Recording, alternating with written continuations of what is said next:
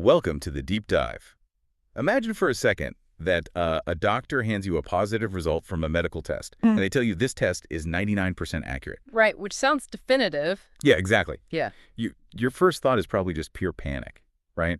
I mean, the machine says you have it. The machine is almost never wrong, so you must be sick. That's the natural human reaction, yeah. But mathematically, there is a very real scenario where getting a positive result on that exact 99% accurate test means there's actually a 50% chance you're completely, perfectly healthy. It sounds completely impossible, but it happens every day. It's wild. So today, for you, the listener, we're taking a deep dive into Dr. Usama Weil-Buhentala's textbook, Modern Epidemiology: Concepts, Methods, and Real-World Applications.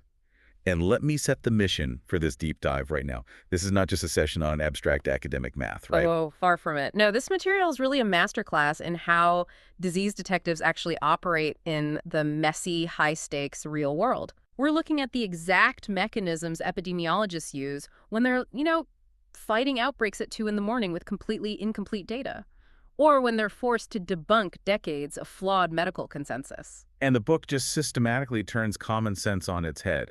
I mean, we're going to explore how a massive study showing a 25% lower death rate for minors was dangerously wrong. Yep. And why 20 years of absolute medical consensus on hormone therapy basically had to be reversed overnight. Because the underlying principle driving all of these paradoxes, the thing you have to understand, is context. Epidemiology is fundamentally the science of denominators. Right, denominators. Yeah. Without knowing the population at risk, like the denominator beneath the raw count of cases, the numbers won't just confuse you. They will actively deceive you. And Dr. Buhentala illustrates this right away with this hypothetical cholera outbreak that honestly perfectly captures how the media misinterprets data all the time. It's a great example. Yeah, so you have Hospital A reporting 50 cases of cholera, and then Hospital B reports 200 cases.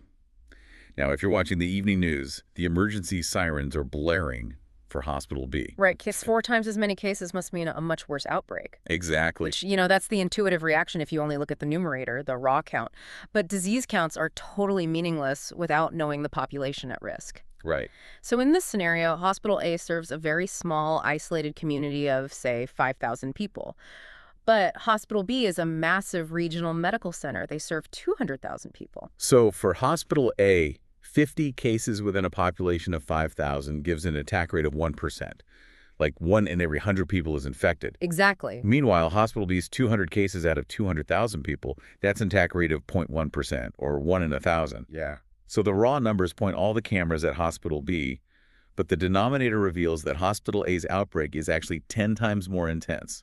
And that failure to look at the denominator, that's not just a theoretical media problem. I mean, this exact illusion played out on a massive global scale during the early days of the COVID-19 pandemic. Oh, right, the early mortality numbers. Exactly. In those initial months, the case fatality rate, or CFR, was widely reported to be between 3 and 5%. Which was the terrifying number everyone was operating under, 1 in 20 people dying. Right. But that 3 to 5% figure was just a raw count illusion. How so?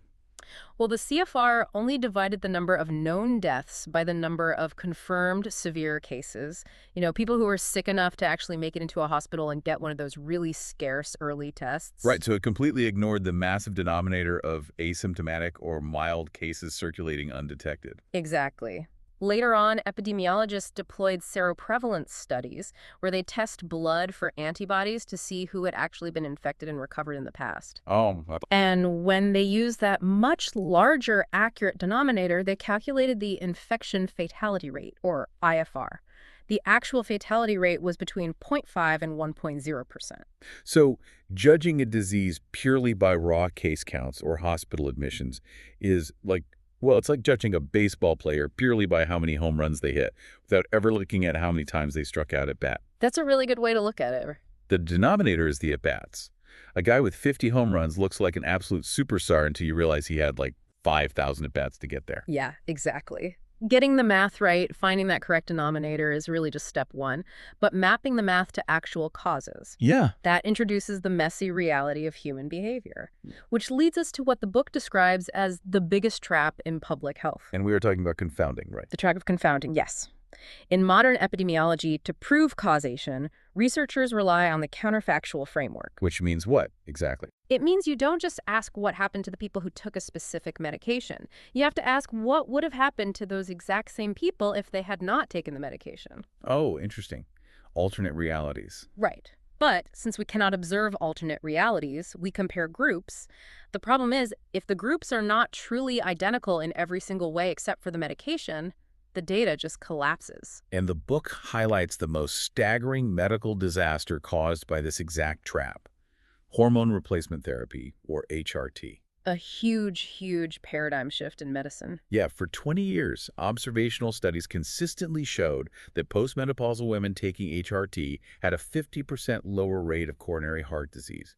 It was viewed as a total miracle intervention. It was prescribed to millions of women globally based on that exact data. Millions.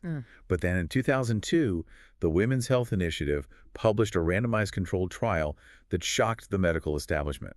Because HRT didn't protect the heart at all. Not even a little. Right. It actually increased the risk of heart disease by 29%, and it elevated the risks for strokes and breast cancer. Yeah, a total reversal. And the mechanism behind that massive error was something called the healthy user effect. Walk us through that. Well, the women in those initial observational studies, the ones who actively went to their doctors, asked for HRT, and consistently filled their prescriptions, they were not a random cross-section of the population. Okay, so who were they? On average, they had higher incomes, they exercised more frequently, consumed better diets, and they were just highly proactive about their health in general. But wait, hold on. How does an entire global scientific community miss that for, like, 2 decades? Don't researchers build statistical models specifically to adjust for variables like income and diet? They attempt to. I mean, they really try. Right. But adjusting for variables is highly imperfect because complex behavioral traits like, health consciousness, they can't be accurately quantified. Because it's a mindset. Exactly. You can adjust for a patient's income bracket, sure. But you cannot mathematically adjust for the mindset of someone who meticulously researches preventive medicine and takes a pill every single morning. Wow. That unmeasured health consciousness was the true cause of the better cardiac outcomes, not the HRT at all. That is wild. So how do epidemiologists combat this today? They use a tool called directed acyclic graphs, or DAGs. It's essentially a visual mathematical map of causality. It traces all the hidden backdoor paths where unmeasured variables might be, pulling the strings. Okay, so a DAG just tells you every single variable you need to adjust for to clean up the data. Well, actually, it does something much more profound. It tells you what not to adjust for. Wait, really? Yeah, this is where intuition totally fails us. The common assumption is that controlling for more variables always makes a study more accurate. Right, more data is better. But in reality, adjusting for the wrong variable can manufacture a false association out of thin air. For example, epidemiologists are absolutely terrified of adjusting for a collider. What exactly is a collider in this context? So a collider is a variable that is caused by 2 other independent variables. Let's look at a classic statistical paradox. Imagine you are studying patients inside a hospital. Okay, got it. And you notice a strong negative correlation between broken legs and severe respiratory infections. The data strongly suggests that having a broken leg somehow protects you from getting a respiratory illness. Which makes zero biological sense. None at all. The illusion happens because you are only looking at hospitalized patients. In the general population, broken legs and respiratory infections have absolutely nothing to do with each other. Right. But they both independently cause people to be admitted to the hospital. The hospital admission is the collider. Oh, I see. So if you restrict your analysis to only people in the hospital, effectively adjusting for the collider, you force these 2 completely unrelated conditions to look like they are causally linked. That is fascinating. So a DAG maps out the causal pathways to warn researchers when a variable is a collider. Exactly. Or it warns them if it's a mediator sitting on the causal pathway itself, just ensuring they don't adjust for it and distort the truth. Well, if human behavior and overlapping variables can so easily scramble observational data, you'd assume we could just rely on hard, objective clinical tests to find the truth, right? You would assume that, yes. Which brings us back to that 99% accurate medical test we talked about right at the start. Ah, yes. The screening paradox, governed by Bayes' theorem, it is deeply counterintuitive. Let's walk through the mechanics for everyone. So imagine a diagnostic test that is 99% sensitive, meaning it catches 99 out of 100 actual cases. Right. And it is also 99% specific, meaning it rarely gives a false alarm. It correctly identifies 99 out of 100 healthy people. And most patients would view that as an infallible machine. Oh, absolutely. So let's apply that infallible machine to a hypothetical population of 10,000 people. But crucially, we need to define the denominator again, the prevalence of the disease. Okay, so let's say it's a rare condition affecting only 1% of the population. Right, so out of our 10,000 people, 100 actually have the disease, and 9,900 are completely healthy. So when we run the test, the 99% sensitivity easily catches 99 of the 100 sick people. Correct, but the danger is in the healthy population. Right, because applying a 1% error rate to 9,900 perfectly healthy people generates 99 false positives. Exactly. You've just created as many false alarms as there are actual sick people. So out of 198 positive results handed out that day, half of them are completely wrong. Yes. If you're a patient holding a positive result in that scenario, your actual chance of having the disease is a coin flip, 50%. That is just... This is mind-blowing. That phenomenon is known as positive predictive value, and it is entirely dependent on the background prevalence of the disease. Dr. Bohentala outlines a really fascinating field application of this in the book, actually. Oh, the tuberculosis screening, right? Yeah. He was running a tuberculosis screening program using tuberculin skin tests in a district in Algeria. And in this district, the actual burden of active TB was quite low. And what happened when they screened the population? A massive failure of context. Because the background prevalence of active TB was low, but a significant portion of the population had received prior BCG vaccines, which cross-react with the skin test, the screening produced an overwhelming flood of false positives. Oh, no. Yeah. The burden of unnecessary anxiety and follow-up clinical work was so intense that the local doctors simply started ignoring positive results entirely. They just threw the results out. Pretty much. The diagnostic tool was performing exactly within its design parameters, but deploying it across a low-risk population rendered the entire public health program completely useless. Here's where it gets really interesting for me. It's like installing a hypersensitive, top-of-the-line smoke detector right above your kitchen toaster. Huh. It goes off every single morning when you make breakfast, and eventually, out of sheer frustration, you just take the batteries out. Exactly. The detector is perfectly accurate at sensing smoke, but the context of where you placed it makes it totally worthless. That is the exact mechanism. When you run mass screenings on low-risk populations, you are installing the smoke detector over the toaster. You guarantee false alarms. And this dynamic, where the hidden context of a group distorts the outcome, it isn't limited to clinical screening, is it? Not at all. Because it completely skews how we view environmental hazards and occupational safety, too. Yeah, this brings us to occupational epidemiology and a deeply hidden bias known as the healthy worker effect.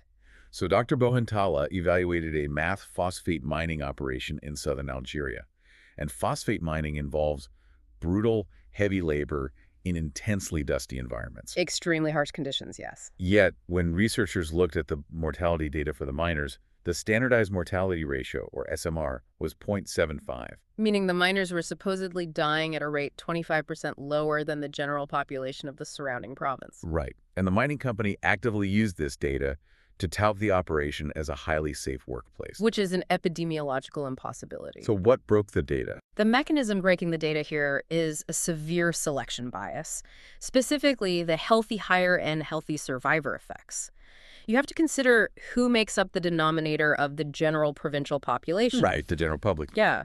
It includes the elderly, individuals with chronic illnesses, people on permanent disability, and, those genetically predisposed to early mortality. But in contrast, a person has to be in peak physical condition just to pass the physical exam to get hired in a phosphate mine. Let alone survive the daily labor. Right. Exactly. So comparing ultra-fit, employed adults, to a general population that inherently includes the sick and disabled, that's a completely rigged metric. It mathematically guarantees that the workers will appear healthier. So how do you fix it? To uncover the actual impact of the mining environment, the epidemiologists had to fundamentally restructure the comparison. They completely discarded the general population data. Okay, and what do they use instead? They compared the health outcomes of the dust-exposed miners strictly to the administrative and office workers employed within the exact same mining company. Because the office workers also had to pass the basic employment requirements, effectively neutralizing that healthy hire bias. Exactly. But they spend their days in clean air instead of a dusty mine shaft. So what did that internal comparison show? It instantly dissolved the illusion. When measured against their administrative peers, the dust-exposed miners actually exhibited twice the rate of severe chronic respiratory diseases like silicosis. So the data made a toxic phosphate mine look like a health retreat. That is wild. It just shows that who you leave out of the data is just as important as who you include. Always. If your comparison group is structurally flawed, your scientific conclusion is going to be dangerously wrong. And recognizing these overlapping realities like who is working, who is sick, it leads us to the biggest challenge in modern global health, where infectious history collides with modern chronic disease. Yes. The book defines this as the double burden of disease, and it's acutely impacting low and middle income countries, or LMICs. There's a deeply illustrative case study in the book of a 54-year-old Algerian man who perfectly embodies this systemic failure. It's a very tragic, very real example. Yeah. He presents to a primary care clinic with a persistent cough and is successfully diagnosed with infectious tuberculosis. But during routine preliminary blood work, the clinic discovers he also has severe, completely undiagnosed type 2 diabetes. This is the epidemiological transition occurring in real time within a single patient. How does he manage that? Well, poorly, because he now has to navigate two heavily siloed health systems that were never designed to communicate with each other. Right. He has to visit a specialized TB clinic multiple times a week for directly observed therapy to manage the infectious disease, while simultaneously trying to access a completely different clinical infrastructure, often miles away, to manage a lifelong metabolic condition. The mismatch between the disease landscape and the health infrastructure is just staggering because the systems in these countries were built in the 20th century specifically to fight acute infectious outbreaks. Exactly. But today, non-communicable diseases, or NCDs, like heart disease and diabetes, they cause 74% of all global deaths. And the vast majority of those deaths are occurring in LMICs. So the architecture of global health just hasn't adapted to the reality of the new denominator. Not at all. And this failure to understand the underlying population structure brings us to the frontier of precision medicine, genetics. Oh, yes. Modern epidemiology relies heavily on genome-wide association studies, or GWS, which scan the DNA of thousands of people to find tiny genetic variants linked to diseases. Right. And those variants are then aggregated into polygenic risk scores, or PRS, to predict an individual's future health risks. Which sounds like the ultimate objective tool, reading your biological source code to predict if you'll develop diabetes or heart disease. It is incredibly powerful. But there's a massive systemic equity issue embedded in the data. As of 2023, roughly 80% of all participants in these genetic studies globally are of European descent. But wait, why does that geographical skew actually matter? Like, if a genetic variant causes heart disease, wouldn't it cause heart disease regardless of where the patient's ancestors are from? Well, not necessarily. And this is where the mechanism of human evolution really complicates the data. Human populations went through very different evolutionary bottlenecks over millennia. Okay. Because of these distinct genetic histories, a specific genetic variant that reliably signals a high risk for heart disease in a European population might just be harmless background noise in a South Asian or North African population. Really? Yeah, it might have co-evolved with a totally different set of genes that completely neutralize its effect. So if a doctor applies a polygenic risk score derived from European data to an Algerian patient, they aren't just getting a slightly inaccurate prediction. They're basically hunting for statistical ghosts. Exactly. It could lead a physician to prescribe aggressive, unnecessary interventions based on a genetic signal that means absolutely nothing in that patient's biological context. That's terrifying. We are building the 21st century architecture of precision medicine on an entirely skewed denominator. That is the exact danger we're facing. So what does this all mean for you, the listener? Let's say you eventually undergo one of these genetic risk assessments. What does a high-risk score actually mean? It's a great question. If a properly calibrated test shows I'm in the top 10% risk category for a severe metabolic disease, is my fate sealed? This is perhaps the most common misunderstanding in modern genetics. Genetics is rarely determinism. Okay, that's a relief. The textbook dives deeply into the mechanics of gene-environment interactions. Your genetic risk is merely a modifiable probability. So it's not a guarantee? No. You might possess genetic variants that highly predispose you to obesity or diabetes, but those genetic instructions often remain dormant unless they are activated by specific environmental conditions. Things like what? such as a diet high in ultra-processed foods, chronic psychological stress, or, severe physical inactivity. So a polygenic risk score isn't a ticking time bomb. It's more like a topographical map of your health. I like that. If you have a high genetic risk for diabetes, your personal hill is simply steeper. A poor diet and high stress act like gravity. You have to put significantly more energy into walking up that hill to stay healthy than someone born with a flat genetic landscape. Right. But with the right environmental changes, you could still reach the top. The terrain is harder, but the destination isn't predetermined. That perfectly captures the mechanism. By altering the environmental inputs, you can effectively silence the expression of the genetic risk. We have covered a staggering amount of ground today, and it all traces back to the illusion of raw numbers.